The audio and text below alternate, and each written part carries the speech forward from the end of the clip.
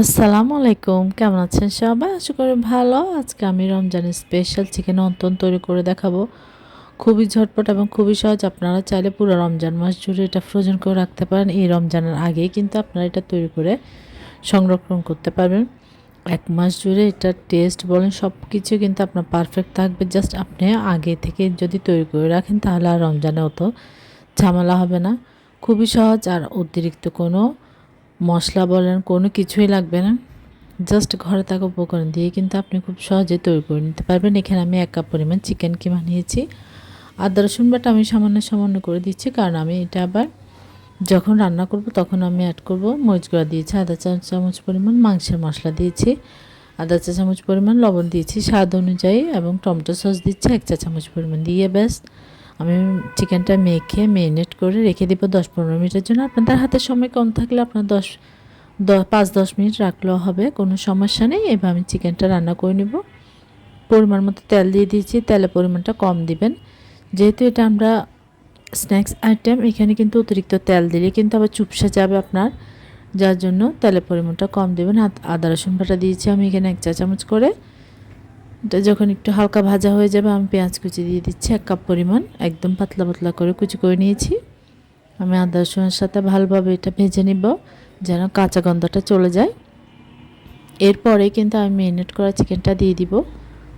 এটা যেহেতু chicken wonton, এটা কিন্তু খেতে টেস্টি, ট্রাস্ট মি। তাই এই রমজানের আগে আপনারা একবার হলেও কিন্তু এই অন্তনটা তৈরি করে রেখে দিবেন। আর ইফতারের সময় কিন্তু অত ঝামেলা হবে না আগে থেকে যদি এটা তৈরি করে রাখা। শুধু জাস্ট আপনারা ভাজার ১০ মিনিট আগে বের করে রাখবেন, এরপরে আপনি এটা ভেজে নেবেন, তাহলেই হয়ে যাবে। চিকেনটা হালকা ভাজা হয়ে গেছে, চিকেন থেকেও কিন্তু কিছুটা পরিমাণ পানি ছাড়বে, তাই আমি যেন চিকেনটা একটু পানি ছাড়ে ঢাকনাটা দিয়ে দিয়েছি। দেখুন, যেহেতু এটা কাঁচা চিকেন। এবার এখানে আমি আধা চা চামচ পরিমাণ গোলমরিচের গুঁড়া দিয়েছি, দিয়ে আমি আবার চিকেনের সাথে ভালো করে মিক্স করে নিচ্ছি। এটা কিন্তু অনেক মজা। এখানে কিন্তু আমি কিছু ভেজিটেবল অ্যাড করেছি, অতিরিক্ত না, যেহেতু এটা আমি চিকেনের তৈরি করছি। এখানে আমি অল্প পরিমাণ ভেজিটেবল অ্যাড করব, অতি বেশি না। দেখুন, আমার চিকেনটা যেহেতু এখন হাফ সিদ্ধ হয়ে গেছে, চিকেন সিদ্ধ হতে কিন্তু অতিরিক্ত সময় লাগে না, খুব অল্প সময়ে কিন্তু চিকেন কুক হয়ে যায়। আমি এখানে লম্বা লম্বা করে একদম জুলিয়ান কাট করে গাজর কুচি নিয়েছি। এখানে এক কাপের থেকেও সামান্য একটু কম হবে, দিয়ে আমি গাজরটা চিকেনের সাথে ভালো করে মিক্স করে নিচ্ছি, গাজরটা যেন সিদ্ধ হয়ে যায়। চিকেনের পানির মধ্যে কিন্তু গাজরটাও সিদ্ধ হয়ে যাবে। আমি কাঁচামরিচ কুচি দিচ্ছি, কাঁচামরিচের কুচিটা কিন্তু খুবই অল্প পরিমাণ দিব, কারণ নাস্তার আইটেমে আপনার ঝাল হয়ে গেলে কিন্তু খেতে ভালো লাগে না, তাহলে কিন্তু বাচ্চারাও খেতে পারে না। আপনার ঝালের পরিমাণটা কম হলে কিন্তু বাচ্চারাও খেতে পারবে, সেটা কথায় মাথায় রেখে কিন্তু আমি ঝালের পরিমাণটা কম দিয়েছি। এবার আমি ঢাকনা দিয়ে দিলাম যেন চিকেন এবং গাজরটা ভালোভাবে সিদ্ধ হয়ে যায়। দেখুন কতটা পরিমাণ পানি বের হয়েছে। আমার কাছে লবণটা কম মনে হয়েছে, তাই আমি আরও কিছুটা লবণ অ্যাড করেছি। আপনারা লবণটা বুঝে শুনে দিবেন, যেহেতু আমি চিকেনও অ্যাড করেছি, এখন আবার অ্যাড করছি। এবার আমি এখানে কর্নফ্লাওয়ার দিয়ে দিচ্ছি ৩-৪ চামচ। কর্নফ্লাওয়ারকে আমি ২ চা চামচ পানি দিয়ে গুলিয়ে নিয়েছি, যেন একটু থিকনেস হয়, একটু ঘন হয় সেজন্য।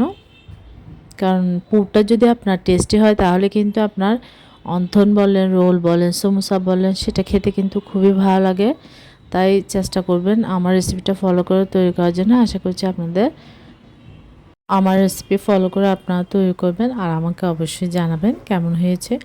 কারণ আপনার পুরটা যদি আপনার টেস্টি না হয় তাহলে কিন্তু খেতে ভালো লাগে না। এখানে আমি পেঁয়াজের কলি দিয়েছি আধা কাপ পরিমাণ, সয়া সস দিয়েছি ১ চা চামচ পরিমাণ। কলিটা আমি লাস্টে দিয়েছি যেন একদম নরম হয়ে না যায়, কালারটা চেঞ্জ না হয়, তাই। এরপরে পেঁয়াজের কলিটা আপনাদের কাছে অ্যাভেলেবেল থাকলে দিবেন, না হয় আপনারা স্কিপ করতে পারেন। আমি লাস্টে আবার আরও ১ চা চামচ পরিমাণ টমেটো সস দিয়ে দিয়েছি।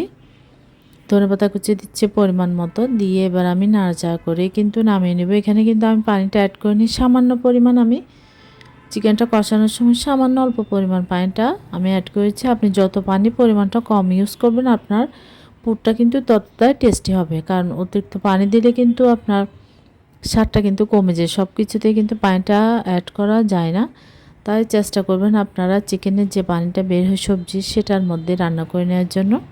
আমার হয়ে গিয়েছে। আর আমি ডোটা কিন্তু প্রথমেই তৈরি করে রেখেছি, কিছুই না, ময়দা, লবণ আর পানি দিয়ে। এবার আমি অন্তনের জন্য রুটিটা বেলে নিয়েছি। রুটিটা কিন্তু পাতলা করে বেলতে হবে, আপনার মোটা হলে কিন্তু এটা ক্রিস্পি হবে না, শক্ত হয়ে যাবে। তাই এটা কিন্তু বেশি পাতলা বেশি মোটা করা যাবে না, একদম মিডিয়াম পাতলা করতে হবে। দেখে বুঝে নেবেন আপনারা। দেখুন কীরকম করেছি আমি রুটিটা। এবার আমি ডিজাইনটা করে নিচ্ছি। এটা আসলে মুখে বলে বোঝানো যাবে না যে আমি কিভাবে করছি, সেটা আপনারা জাস্ট একটু খেয়াল করলে বুঝে নেবেন। খুবই সহজ। প্রথমে হয়তো বা একটু কঠিন মনে হতে পারে, ঝামেলা মনে হতে পারে, কিন্তু আপনারা যখন একটু ভালোভাবে দেখবেন এবং ট্রাই করবেন, প্রথমে একটা পর দুইটা তিনটা করলেই কিন্তু আপনার এটা চলে আসবে। খুবই সহজ। এভাবে করে আপনারা প্রথমে ভাঁজ করে নেবেন।